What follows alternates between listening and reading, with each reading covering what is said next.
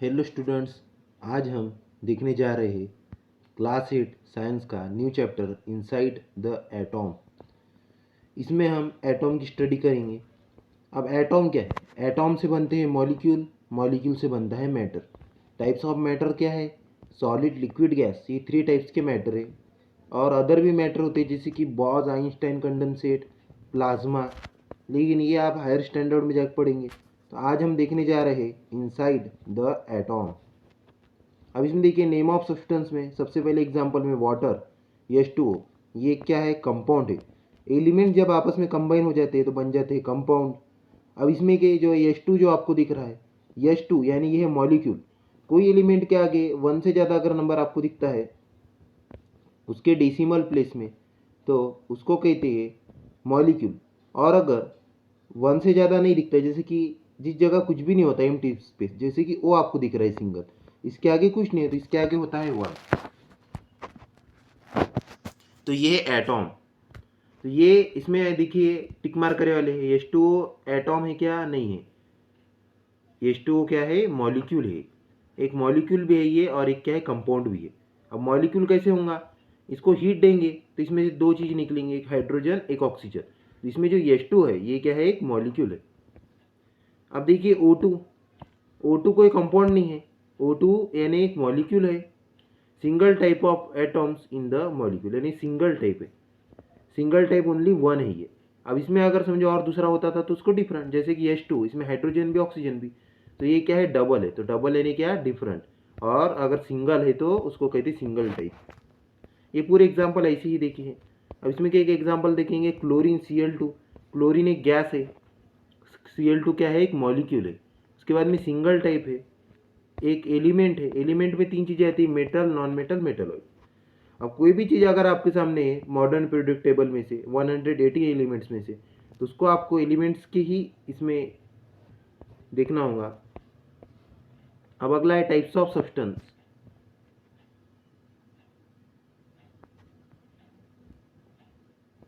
अब हम देखने जा रहे हैं टाइप्स ऑफ सब्सटेंस में 3 टाइप के सब्सटेंस होते हैं। सॉलिड होता है, लिक्विड होता है, और गैसेस होती है।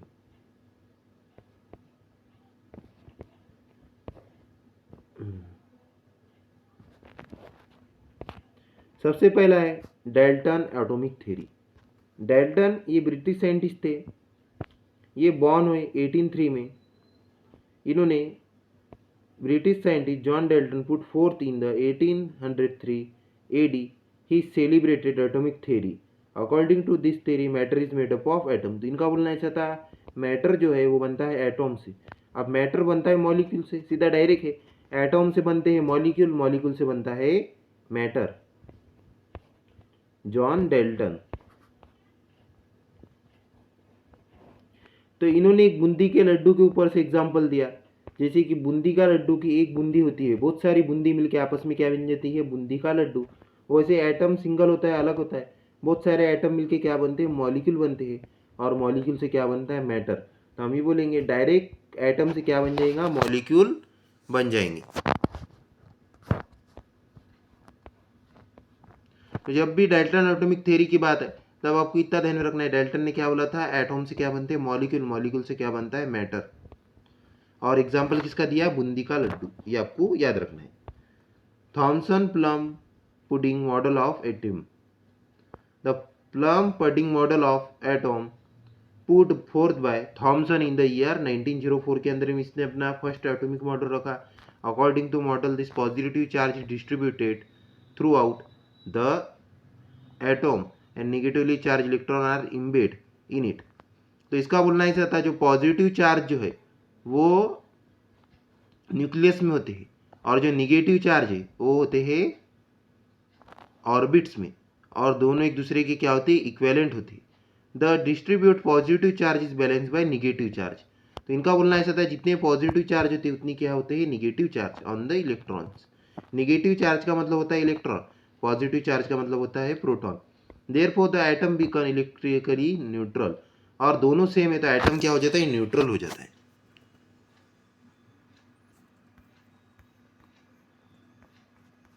देखिए इसमें आपको दिखेगा पूरे निगेटिव चार्ज, देखेंगे काउंट करेंगे 1 2 3 4 5 6 7 8 8 है। निगेटिव चार्ज पॉजिटिव कितने दिखेंगे 3 1 4 4 2 6 2 8।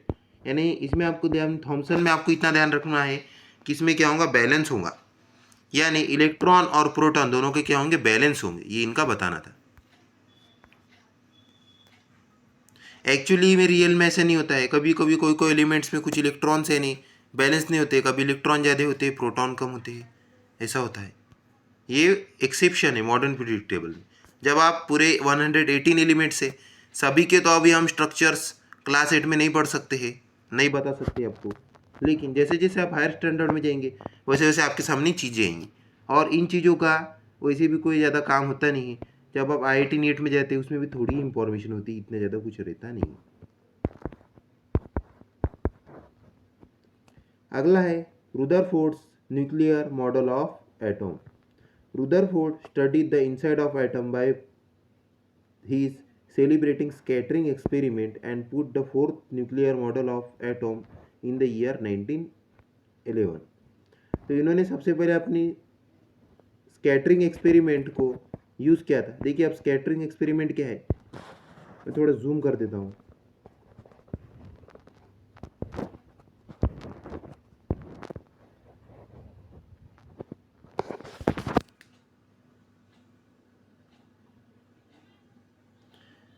स्कैटरिंग एक्सपेरिमेंट में देखिए alpha particle emitter, alpha particle emitter क्या हो रही है, इसमें से रेस निकल रही है, इस रेस के बाहर निकलने को क्या कहते हैं, bombard. The alpha rays bombard from the alpha particle emitter, इसमें से क्या हो रही है, बॉम्बार्ड यानी बाहर निकल रही है। जैसे ये बाहर निकली वैसे आगे देखिए गोल्डन फॉइल है, अब ये गोल्डन फॉइल पे क्या हो रही है, रिफ्लेक्ट हुई।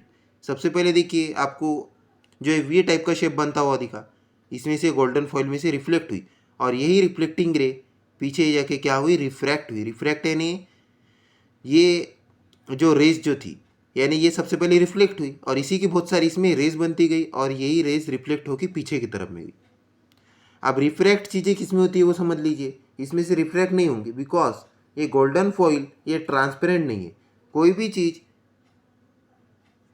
रिफ्रैक्ट उसमें से होती है जो ट्रांसपेरेंट चीज़ हो, जैसे कि ट्रांसपेरेंट ग्लास हो गया, या कोई भी ट्रांसपेरेंट चीज़ में से हम जब लाइट को पास करते तो वो रिफ्रैक्ट होता है। इसमें सबसे पहले रिफ्लेक्ट होंगी, और जो आपको फ्लोरेसेंट स्क्रीन दिख रही है, ये फ्लोरेसेंट स्क्रीन से ये आपस में क्या होंगी, रिफ्लेक्ट होंगी। ये रुदरफोर्ड स्कैटरिंग एक्सपेरिमेंट, इनका बताना ये था कि रेज जो है ये रुकती नहीं है, जैसे जब तक ये ऑन रहेंगी, जब तक ये बॉम्बार्ड यानी बाहर निकलेंगे, तब तक ये एक दूसरे से टकराते जाएंगे, ये इसमें बताना था इनको।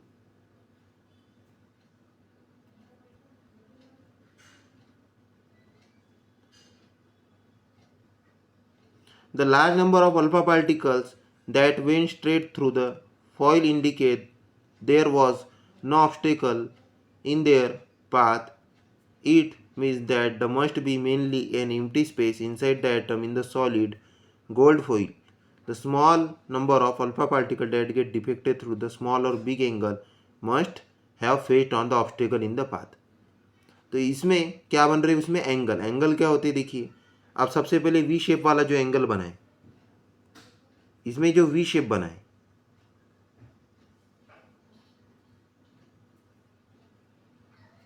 इस वी शेप के अंदर में क्या बन रहा है, एंगल बन रहा है। ऐसे जितने भी स्ट्रेट लाइन जा रहे हैं सब में क्या बन रहा है, आपस में एक एंगल बन रहा है।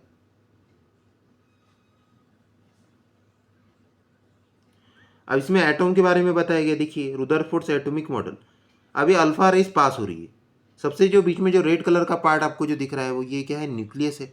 अब देखिए जैसे ही न्यूक्लियस को टकरा है अल्फा पार्टिकल, वैसी क्या होगी, बेंड होगी। बेंड होगी यानी अपना डायरेक्शन लाइन ने बदल दी, और बाकी लाइन स्ट्रेट जा रही है।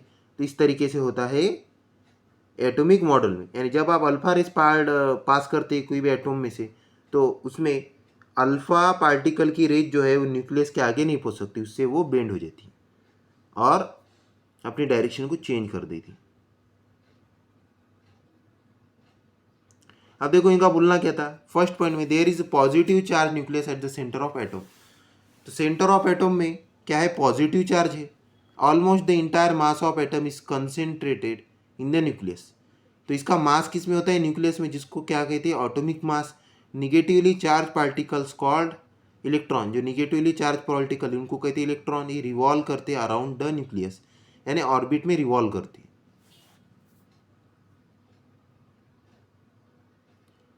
आगे next, almost the entire mass of atom is concentrated in the nucleus. Negatively charge particle called electron, ये देख लिया हमने। The total negatively charge on all the electron is equal to positive charge on the nucleus, यानी जितने positive charge होंगे उतने ही कितने होंगे, निगेटिव चार्ज होंगे।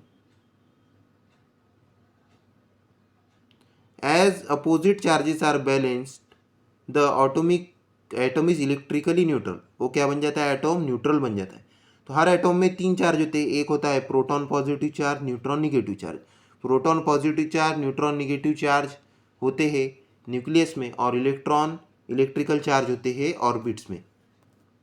There is an empty space between the revolving electron and atom nucleus. There is an empty space between the revolving electron nucleus. अब उसमें क्या होता है, जो एक्स्ट्रा न्यूक्लियर पार्ट जिसको कहते हैं हम, ये नहीं, उसमें क्या होता है, स्पेस होता है। ये हम आगे देखेंगे जब हम एटॉमिक मॉडल का ये देखेंगे, जब हम शेल डायग्राम के बारे में देखेंगे, तब हमको पता चलेगा कि शेल डायग्राम में ऑर्बिट और न्यूक्लियस कैसे होती है। यह आपने प्रीवियस स्टैंडर्ड में पढ़ा हुआ है।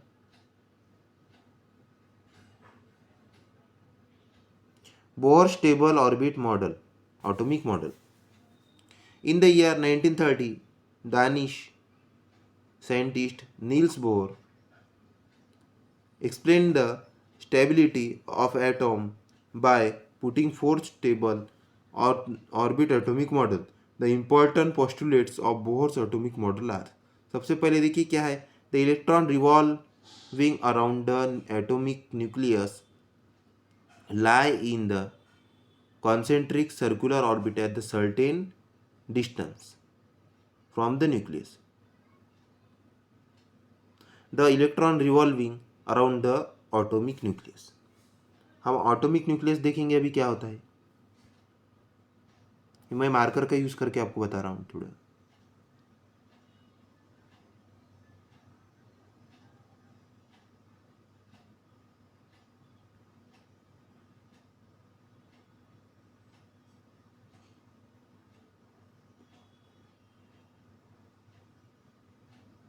देखिए सबसे पहला जो राउंड मैंने आपके सामने जो निकाला है, इसको क्या कहते हैं, न्यूक्लियस कहते हैं। एन लिख रहा हूँ मैं, ये एन क्या, न्यूक्लियस। और ये जो आपको आजू बाजू में जो नियर अबाउट जो पार्ट जो दूसरा सर्कल दिख रहा है, इसमें होते हैं इलेक्ट्रॉन। ये इलेक्ट्रॉन करते हैं रिवॉल्व। ये 1 इलेक्ट्रॉन, ये सेकंड इलेक्ट्रॉन, ये क्या करते हैं, इसमें रिवॉल्व करते हैं। ये मैंने आपके सामने जो डायग्राम बनाया, ये हीलियम का। हीलियम में होते हैं 2 इलेक्ट्रॉन। अब पहले जो शेल होता है इसमें होते हैं 2, इसके बाद में होते हैं 8, उसके बाद में और होते हैं 8। ये हम आगे के लेक्चर्स में देखेंगे।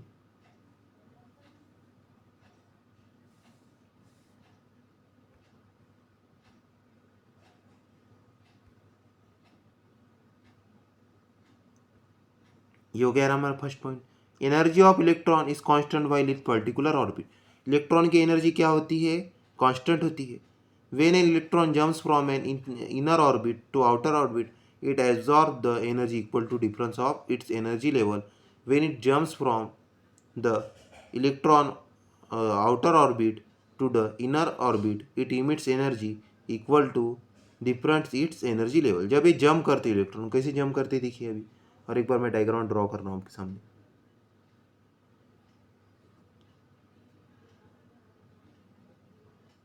ये न्यूक्लियस है हमारा, ये शेल है, ये सेकंड नंबर का शेल है। तो जब भी ये लोग जंप करते हैं, आपस में जंप करते हैं, यानी अब जैसे कि ये न्यूक्लियस है, सोडियम का डायग्राम बना रहा हूँ मैं।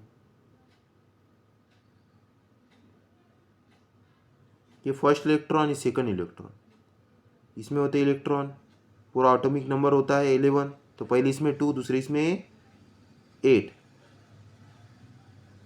1 2 3 4 5 6 7 8, 3 और 4 7, और ये 8, पूरे कितने होंगे, 8 इलेक्ट्रॉन क्या करेंगे, इसमें रिवॉल्व करेंगे। आखिरी के शेल में 1 इलेक्ट्रॉन होगा। ये 1 इलेक्ट्रॉन क्या करेगा,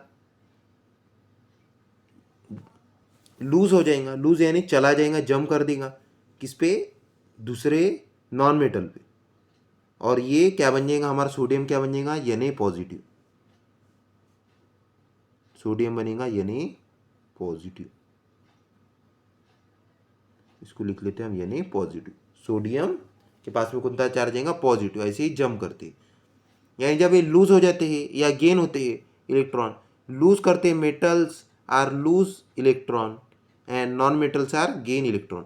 मेटल्स क्या करते हैं, इलेक्ट्रॉन को अपने से दूर कर डालते हैं, जो आखिरी में उनका सीक्वेंस जब पूरा हो जाता है 2, 8, अब आखिरी में 1 या 2 अगर इलेक्ट्रॉन बचेंगे तो वो उनको उनके पास से लूज कर देंगे, रिमूव कर देंगे।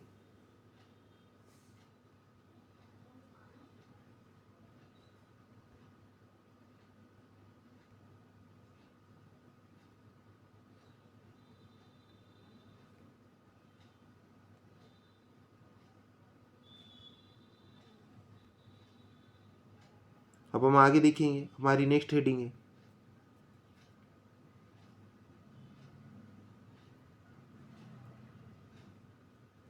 ये आपको डू यू नो में स्पार्क्स के बारे में बताया गया। स्पार्क के कलर होते हैं अलग अलग। अब इसमें ऐसा बताया गया है टेबल सॉल्ट सोडियम क्लोराइड, जो हम नमक का यूज़ करते हैं, वो अगर एलपीजी स्टोव पे अगर आप जो है डालेंगे तो उसमें से येलो स्पार्क निकलेंगे।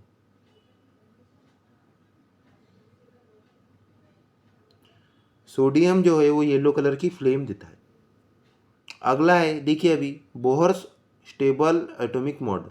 डायग्राम देख लेंगे सबसे पहले हम। डायग्राम में देखिए पॉजिटिवली चार्ज क्या है, न्यूक्लियस है, और शेल के बारे में बताया गया। फर्स्ट सेल को क्या कहते हैं के, सेकंड नंबर की शेल को क्या कहते हैं एल, थर्ड नंबर की शेल को क्या कहते हैं एम, फोर्थ नंबर की शेल को क्या कहते हैं एन। ये हो गई शेल।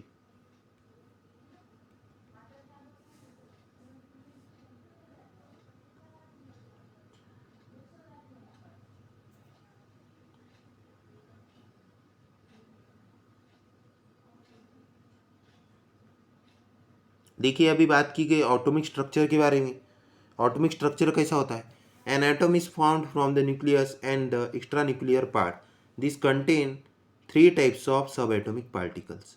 तो इसमें 3 टाइप्स ऑफ सब एटॉमिक पार्टिकल्स होते हैं। कौन कौन थे वो, एक होता है प्रोटॉन, सेकंड होता है न्यूट्रॉन, थर्ड होता है इलेक्ट्रॉन। ये सब एटॉमिक पार्टिकल्स है। और जो मिडल में जो पार्ट होता है वो न्यूक्लियस, न्यूक्लियस में होते हैं इम्बेडेड, इम्बेडेड यानी अंदर रखे हुए प्रोटॉन और न्यूट्रॉन। देखिए the atom nucleus is positively charge, almost entire mass of the atom is concentrated in the nucleus. The nucleus contain 2 types sub atomic particle called nucleons, protons and neutrons are the 2 types of nucleons. Nucleons के 2 type है, कौन थे वो, एक proton है और एक neutron है। अब देखेंगे प्रोटॉन के पास में होता है पॉजिटिव चार्ज, इसका सिंबल होता है P। अब इसमें each proton carries positively charge, हर प्रोटॉन के पास में कैरी करता है ये चार्ज 1.6 इंटू 10⁻⁻19 कूलम्ब। ये आते ही फिल इन द ब्लैंक्स वगैरह में आपको ध्यान में रखनी चाहिए। उसके बाद में प्रोटॉन और न्यूट्रॉन मिलके क्या बनते हैं, एटॉमिक मास नंबर बनते हैं। तो लिखा गया the number of proton in the nucleus of an atom is atomic number, यानी प्रोटॉन जो है उसको डिनोट किया जाता है एटॉमिक नंबर, और जेड एटॉमिक नंबर को डिनोट किया जाता है जेड से। जितने नंबर ऑफ प्रोटॉन रहेंगे उतना ही उसका क्या होगा, एटॉमिक नंबर होगा एलिमेंट का। Denoted by Z mass of one proton is approximately, वो कूलम में था, अब इसके अंदर में इसका मास बताया गया, मास यानी उसका वजन कितना है। इसका है mass 1 U is equal to, U यानी होता है dalton, 1 U is equal to 1.66 into 10⁻⁻27 kg। The mass of hydrogen atom is approximately 1 dalton, hydrogen का एटॉमिक मास होता है 1 Dalton.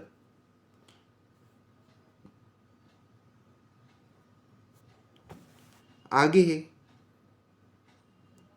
Neutron, N. Neutron is an electrically neutral sub atomic particle and is denoted by symbol N. N से neutron को denote किया जाता है। The number of neutron in the nucleus is denoted by symbol, तो उसमें जितने भी number of neutron है उसको कैपिटल एन सिंबल से डिनोट किया जाता है। Atomic nuclei, of the all element except hydrogen with atomic mass. तो जितने भी न्यूक्लिया है, न्यूक्लिया यानी होता है न्यूक्लियस का प्लूरल होता है न्यूक्लिया। अब दो एलिमेंट आपस में मतलब ज्वाइंट हो जाते हैं तो क्या बन जाएंगे, उसमें दो न्यूक्लियस बनेंगे, और उन दो न्यूक्लियस से क्या बना, एक मॉलिक्यूल बना। तो उसको क्या कहते हैं, उस मॉलिक्यूल के न्यूक्लियस को कहते हैं न्यूक्लियाई, क्योंकि दो न्यूक्लियस है, इसके लिए उसको कहते हैं nuclei. Atomic nuclei of the element except hydrogen with atomic mass. तो एक हाइड्रोजन का एटॉमिक मास 1 डेल्टन होता है,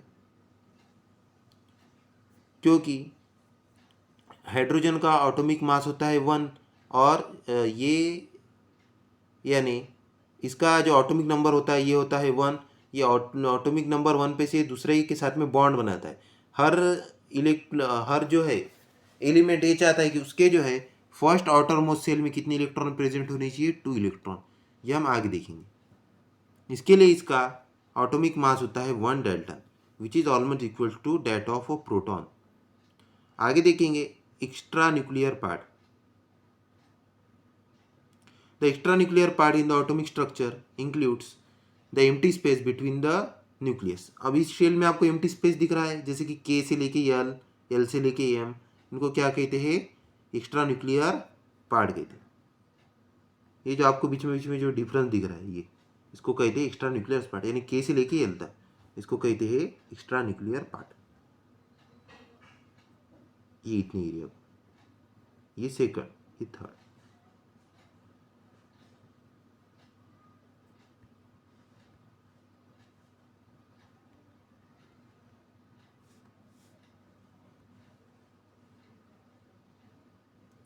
हम देखेंगे आगे इलेक्ट्रॉन के बारे में। इलेक्ट्रॉन के पास में होता है निगेटिव चार्ज, इलेक्ट्रॉन का सिंबल होता है ई, इसको लेकर जाता है -E। ये जो है each electron carries 1 unit of negative charge. Her electron जो है 1 यूनिट को कैरी करता है।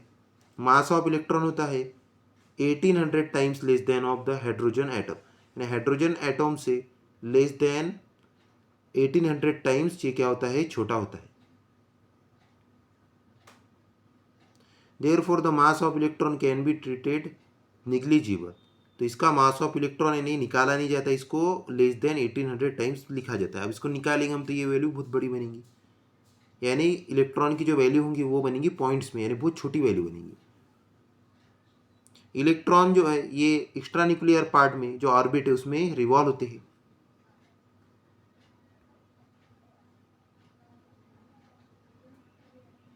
The number of electron in the extra nuclear part is equal to the number of proton in the nucleus, यानी दोनों इलेक्ट्रॉन प्रोटॉन क्या होते हैं, सेम होते हैं। Therefore the electrical charges are balance and the atom is electrically neutral, और atom क्या होता है, न्यूट्रल होता है।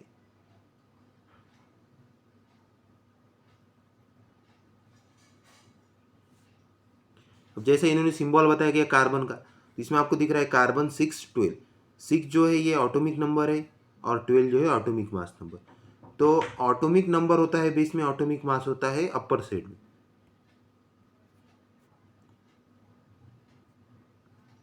इसमें 4 शेल है, KLMN, ये 4 शेल है। आगे नेक्स्ट इलेक्ट्रॉनिक कॉन्फ़िगरेशन। अब इलेक्ट्रॉनिक कॉन्फ़िगरेशन यानी एक सीक्वेंस है 2, 8, 18, 32, 32। ये यानी एक सीक्वेंस बताएगा 2, 8, 18, 32। अब इसमें रिपीट होते हैं नंबर, 8 के बाद में दूसरा 8 रिपीट होता है, 2, 8, 8, 18, 18, 32, 32। ये सीक्वेंस बार बार रिपीट होते हैं। यहाँ पे इलेक्ट्रॉनिक कॉन्फ़िगरेशन बताई गई है। इस बॉक्स को मैं आपको फिल करके बता देता हूँ, आपको हिंट मिल जाएंगे। देखिए आप KLMN, तो देखिए N में लेंगे 2, इसमें लेंगे 3, इसमें लेंगे हम 4।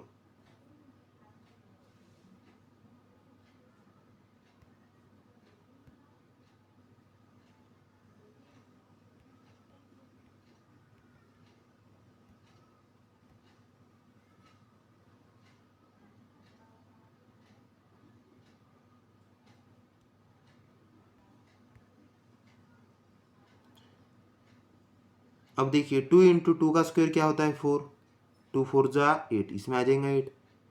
सेकंड यम में देखेंगे 2 इंटू 3 का स्क्वायर कितना होता है, 9। थर्ड नंबर में कितना होगा, 18 आ जाएगा। और n के अंदर में 4 का स्क्वायर होता है 16, कितना आ जाएगा 32। ये आप करेंगे तो आपको समझ में आ जाएगा।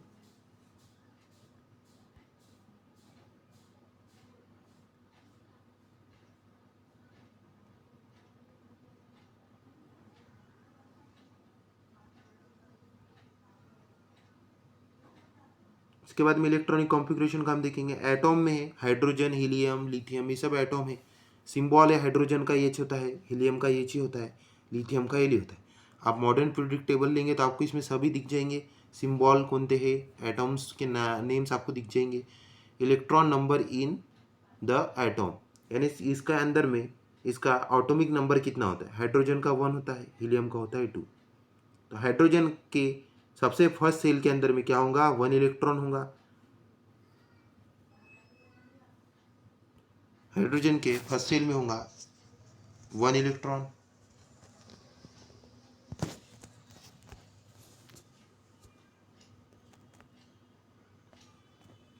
हीलियम के एटॉमिक नंबर में 2, तो फर्स्ट सेल में होगा 2 इलेक्ट्रॉन। अब ये 2 से ऊपर में के शेल में होते नहीं, के में ओनली हो सकते हैं 2। एल की कैपेसिटी है 8 इलेक्ट्रॉन्स को होल्ड करने की, एम की कैपेसिटी है 18 को होल्ड करने की, एन की कैपेसिटी है 32 को होल्ड करने की। अब के 3 इलेक्ट्रॉनों को कभी होल्ड नहीं कर पाएंगे, तो एक इलेक्ट्रॉन चला जाएगा एल में। तो लिथियम का कितना है 3 है, तो 2,1 ये इलेक्ट्रॉनिक कॉन्फ़िगरेशन होती है। 2 इलेक्ट्रॉन होते हैं के में, 1 इलेक्ट्रॉन होता है एल में।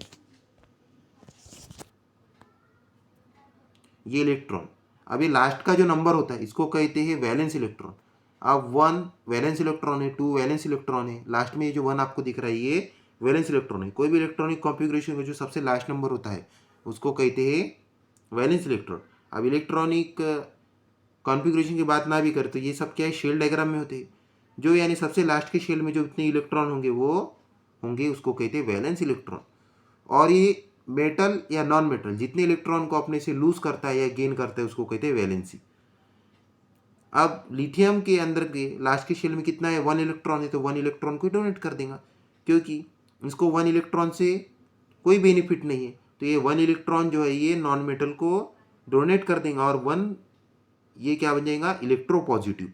इसके पास में चार्ज आ जाएगा +1 का, यानी पॉजिटिव चार्ज आ जाएगा। तो मेटल्स क्या करते हैं, इलेक्ट्रॉन्स को लूज करते हैं। Metals are lose their electron and called electropositive. Electropositive कहलाते हैं। Non metals gain the electron and called और नोन एज इलेक्ट्रोनिगेटिव।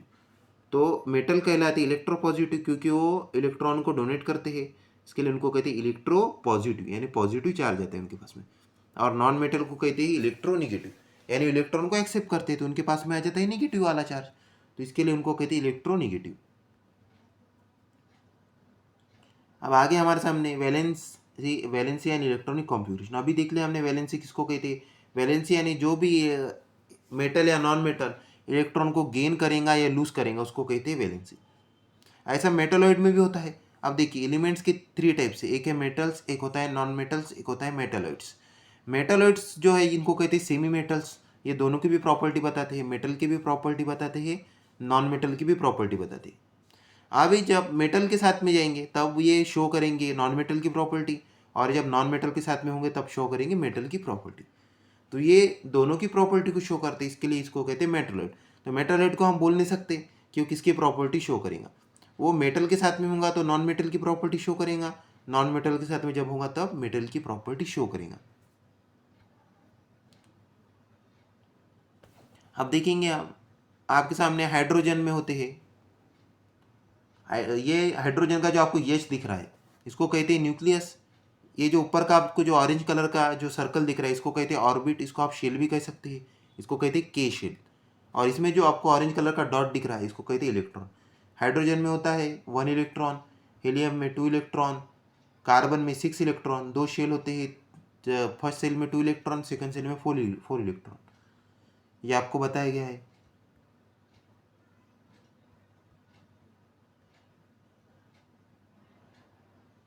अब आपके सामने और एक चार्ट आया है, symbol of element H। Molecular compound इसमें जोड़ेंगे तो HCl एक कंपाउंड बन जाता है, हाइड्रोक्लोरिक एसिड। इसकी वैलेंसी ऑफ एन एलिमेंट 1 है, इलेक्ट्रॉनिक कॉन्फ़िगरेशन भी इसकी क्या है 1 है। अब इसमें बात कर रहे हैं हाइड्रोजन की। नंबर ऑफ वैलेंस इलेक्ट्रॉन कितने हैं, 1 है। 8 minus x, 4x greater than equal to 4। अब देखिए इसमें कैसा हुआ, अब हाइड्रोजन के पास में ओनली कितने हैं, 1 एलिमेंट है, तो ये क्या करेगा, एक एलिमेंट को क्या कर लेगा, एक इलेक्ट्रॉन को ये यानी दूसरा हाइड्रोजन आइटम या एक इलेक्ट्रॉन ये क्या करेगा, अपना डोनेट करेगा और क्या बन जाएगा, H पॉजिटिव। हाइड्रोजन जो है ये नॉन मेटल होता है और ओनली यही एक क्या करता है दूसरे के साथ में, यानी ये नॉन मेटल क्या करते हैं, कोवैलेंट बॉन्ड बनाते। कोवैलेंट है नहीं, ये अपने इलेक्ट्रॉन को लूज नहीं करते, दूसरे के साथ में जुड़ जाते हैं।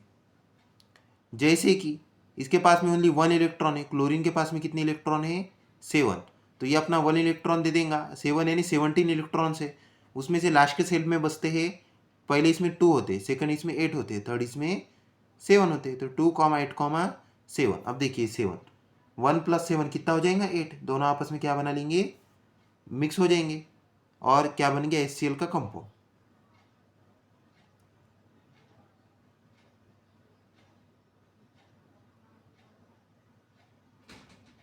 अब आपको सबसे पहले जो है सिंबल ऑफ एलिमेंट पे ध्यान देना है, कंपाउंड पे आपको ध्यान देना नहीं, कंपाउंड बना के आपको बताया कैसे होते हैं, तो कैसे बनते। अब Cl की इलेक्ट्रॉनिक कॉन्फ़िगरेशन 2, 8, 7। अब देखिए 8 में से आप 7 को माइनस करेंगे तो कितना होगा, 1, और ये आपको लेना कितना है, 8 माइनस एक्स किस में लगाना है, जो 4 या 4 से बड़ा है। अब ये 1 जो है 4 या 4 से बड़ा है क्या, नहीं है। वैसे मैं आपको एक एल्यूमिनियम का बता देता हूँ, एल्यूमिनियम का valence of the element, valency of element होती है 3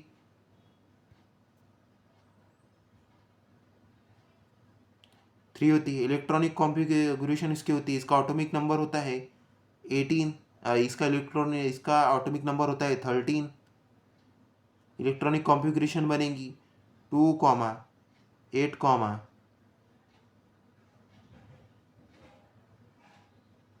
2, 8, 3। अभी लास्ट के इलेक्ट्रॉन को क्या कहते हैं, क्या करेंगे, इसको चाहिए हर जो है एलिमेंट स्टेबल होने के लिए, इसको फर्स्ट सेल में चाहिए 2, सेकंड सेल में चाहिए 8, तो ये लास्ट के 3 इलेक्ट्रॉन को ये क्या कर लेगा, डोनेट कर देगा, दान कर देगा, लूज कर देगा, अपने से हटा देगा, तो क्या बन जाएगा, इलेक्ट्रोपॉजिटिव। तो इसकी वैलेंसी क्या बनी, 3 वैलेंसी। अब ये हमको पता है तो हमने पहले ही ले लिया, इसकी वैलेंसी क्या होती है, 3 वैलेंसी होती है। Number of valence electron, last के सेल में कितने, 3 वैलेंस इलेक्ट्रॉन है। अब ये 3 4 से बड़ा है क्या, नहीं है, तो इसको माइनस करने का कोई क्वेश्चन नहीं बनता है।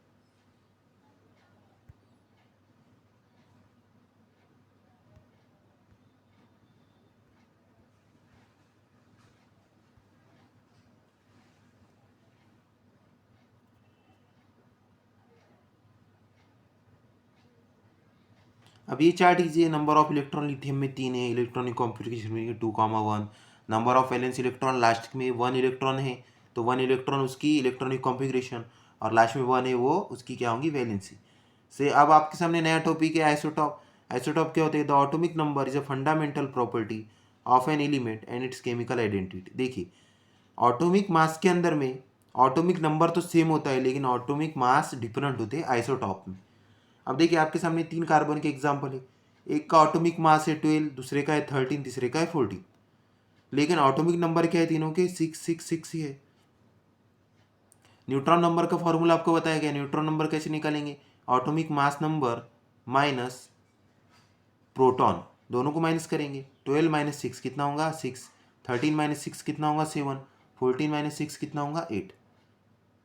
ये है और न्यूट्रॉन नंबर। यानी आइसोटॉप में इतना आपको याद रखना है, the same atomic number and different atomic mass number show in the element is called, in the same element show same atomic number but different atomic mass number is called isotope. यानी isotope यानी same element में ही एक ही element है, लेकिन उसमें atomic number तो एक ही होता है, लेकिन एक जैसा ही होता है, लेकिन ऑटोमिक मास नंबर अलग अलग होते हैं। अब ये 12 कार्बन क्या होता है, 13 कार्बन क्या होता है, 14 कार्बन क्या होता है, समझ लीजिए।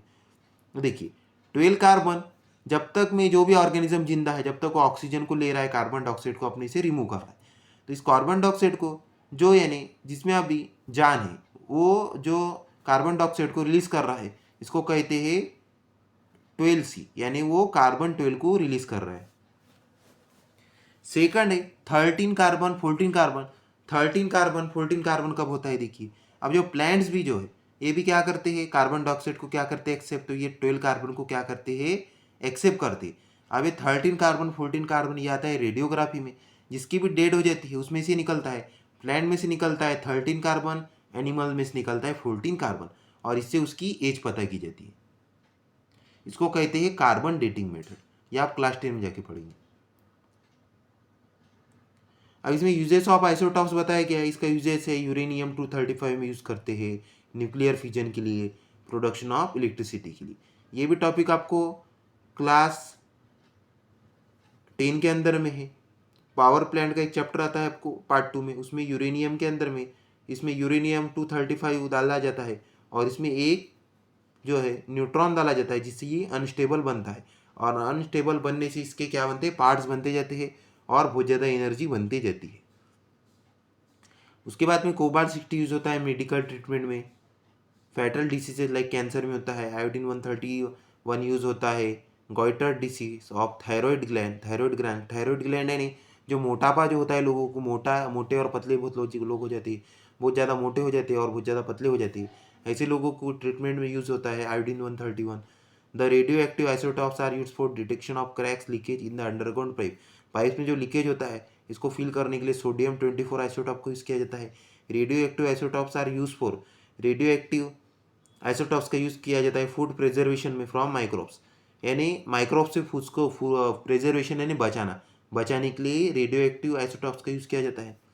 Radio active isotope C14 is use for determine age of archaeological object, यानी कोई चीज़ यानी उसकी एज पता करनी है तो उसमें C14 का यूज़ किया जाता है। C14 यानी जो भी मीन्स जिसकी डेट हो चुकी है वो रिलीज़ करता है C14, और C14 पे से उसकी एज का अंदाज़ा लगाया जाता है। अब अगला है न्यूक्लियर रिएक्टर। न्यूक्लियर रिएक्टर में बाबा एटॉमिक रिसर्च सेंटर मुंबई में है ये। Nuclear reactor is a machine that generate electricity को जनरेट करती है large scale by using atomic energy, तो एटॉमिक एनर्जी से, तो इसको कहते हैं nuclear power plant. Nuclear power plant है नहीं, ये न्यूक्लियर फिजन से इलेक्ट्रिसिटी बनती है यूरेनियम से, जैसा हमने अभी देखा। तो ये यूरेनियम 235 है, इस यूरेनियम 235 के अंदर में 1 इलेक्ट्रॉन को ऐड कर दिया जाता है तो ये बन जाता है 236। देखिए यूरेनियम 235 में 1 न्यूट्रॉन को ऐड किया तो ये क्या बन गया 236 अनस्टेबल बन गया। तो इसमें से दो चीज़ें निकलती है, एक निकलता है क्रिप्टॉन, एक निकलता है बेरियम। तो क्रिप्टॉन बेरियम निकलने के बाद में इसमें होता है फिजन, एनर्जी बनती है जो आपको दिख रहा है ये स्पार्क, ये बनी एनर्जी।